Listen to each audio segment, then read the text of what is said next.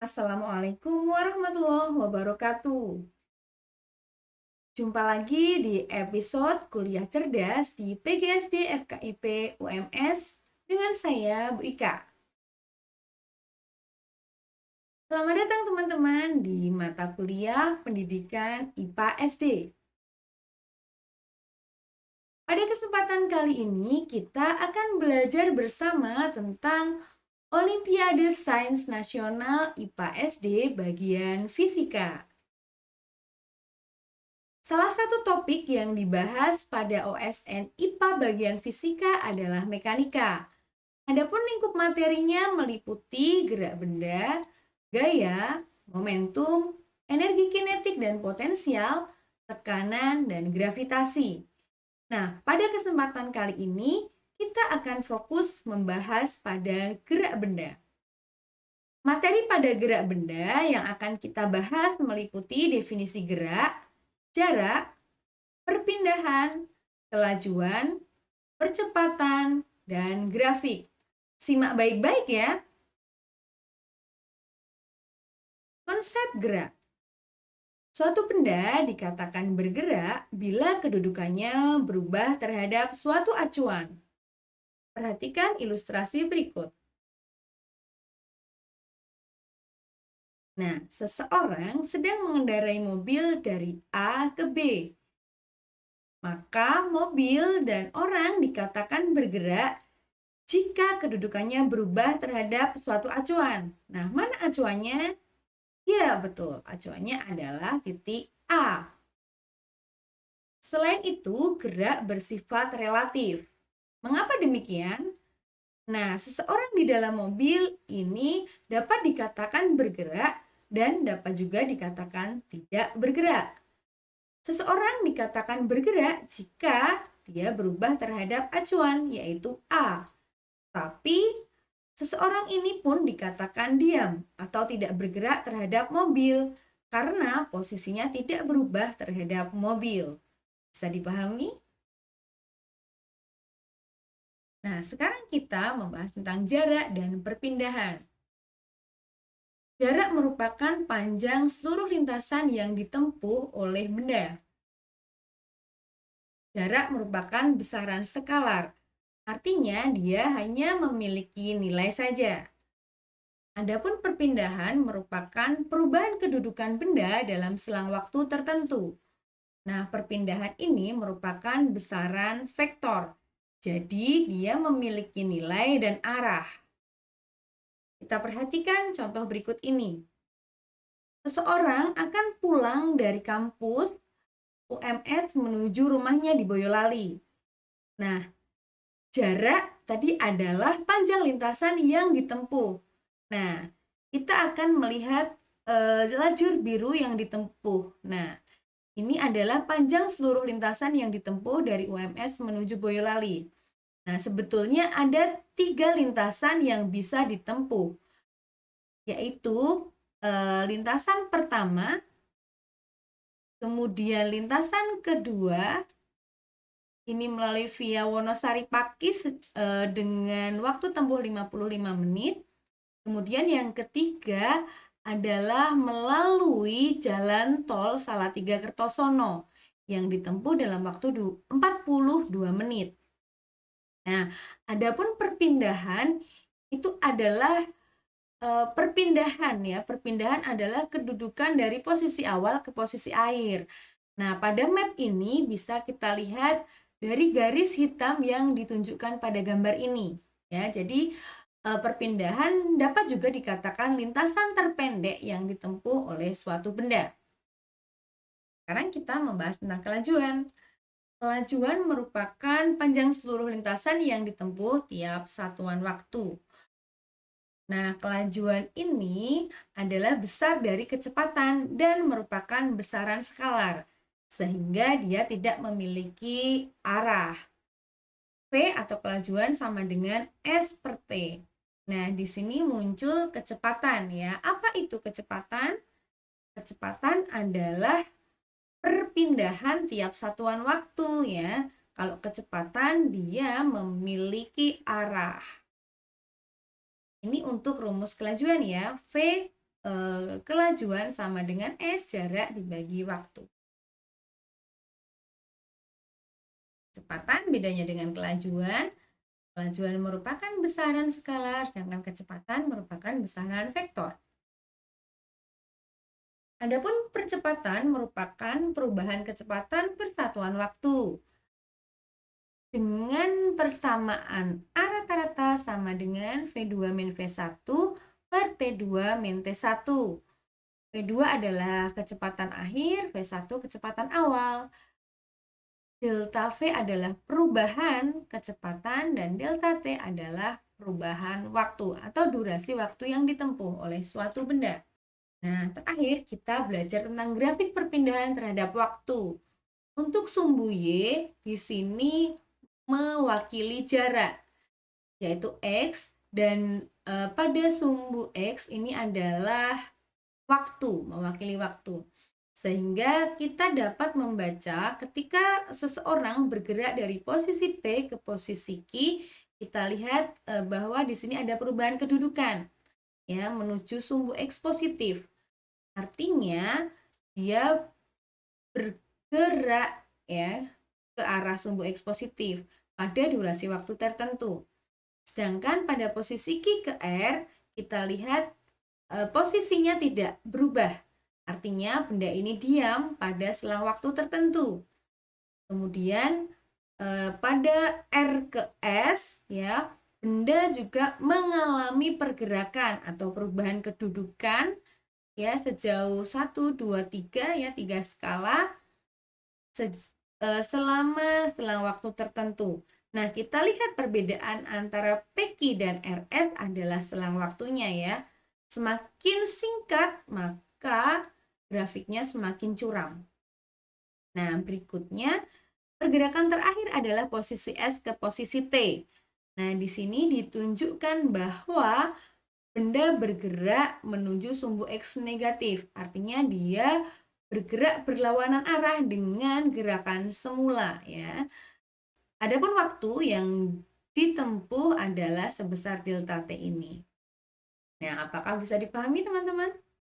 Oke, berikutnya kita akan membahas contoh soal simulasi KSN 2022. Mobil A dan B masing-masing bergerak dengan kelajuan rata-rata 30 km per jam dan 40 km per jam. Keduanya bergerak dari Jakarta menuju Bandung sejauh 120 km pada pukul 13. Pada waktu yang bersamaan, mobil C turut melakukan perjalanan Jakarta-Bandung. Kelajuan rata-rata mobil C lebih kecil dibandingkan mobil B dan lebih cepat dibandingkan mobil A. Waktu kedatangan mobil C di Bandung yang paling memungkinkan adalah, mari kita bahas bersama. Dari soal, kita perlu menuliskan apa-apa saja yang diketahui dari soal. Dan diketahui mobil A dan B masing-masing bergerak dengan kelajuan rata-rata. Ini ada VA sama dengan 30 km per jam. Dan VB dengan 40 km per jam. Keduanya bergerak dari Jakarta menuju Bandung. Nah, anggaplah ini bergerak dari Jakarta ke Bandung. Nah, jaraknya berapa? 120. Apa itu jarak? Ya, S sama dengan 120 km. Nah, mereka sama-sama berangkat pukul 13.00. Nah, pada waktu yang bersamaan mobil C turut melakukan perjalanan Jakarta-Bandung juga. Nah, di sini VC ya, C juga melakukan perjalanan, tapi kelajuan rata-rata C lebih kecil dibandingkan B. Berarti ini lebih kecil dari VB dan lebih cepat dibandingkan A. Berarti VC ini lebih besar ya dibandingkan VA. Nah, seperti ini. Nah, kita diminta untuk menghitung waktu, mencari waktu kedatangan mobil C di Bandung. Nah, maka kita harus mencari waktu yang ditempuh ya untuk mobil A. Nah, di sini ada S, ada V, maka kita perlu mencari T-nya. Nah, bagaimana kita mencari T? Ya, kita ingat kembali bahwa jarak sama dengan V kali T. Kecepatan dikali waktu. Ya, sehingga untuk mencari waktu T sama dengan S per V. Nah, kita cari dulu waktu yang diperlukan oleh A.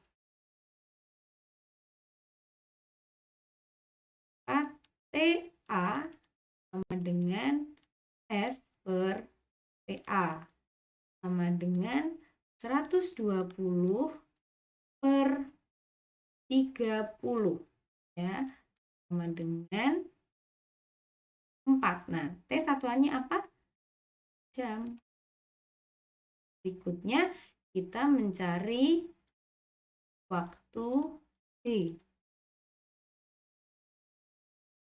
TB sama dengan S per DB sama dengan 120 dibagi 40 sama dengan 3 jam. Maka untuk A ya, mobil A dia akan sampai di Bandung ya. Tadi berangkatnya pukul 13, maka tiba di Bandung itu sama dengan pukul 13 tambah 4 jam. Berarti pukul 15.00. Sedangkan untuk B ya, dia akan tiba di Bandung 3 jam waktunya. Berarti 3 tambah 13 ya. Berapa? 16.00. Nah, kita lihat bahwa VC ada di antaranya, maka waktu yang memungkinkan adalah di antara pukul 16 dan pukul 17. Nah, mana yang memungkinkan?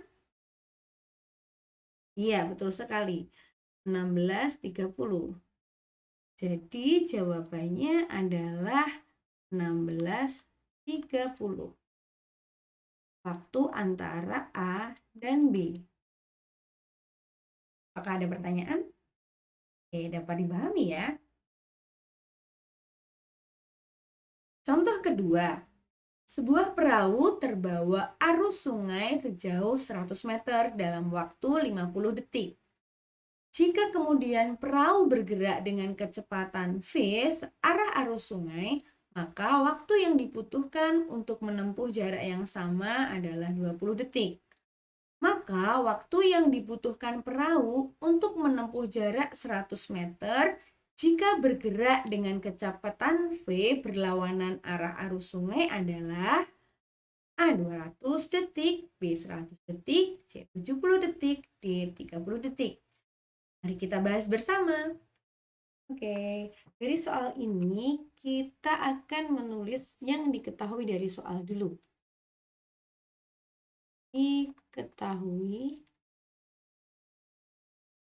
sebuah perahu terbawa arus sungai sejauh 100 meter.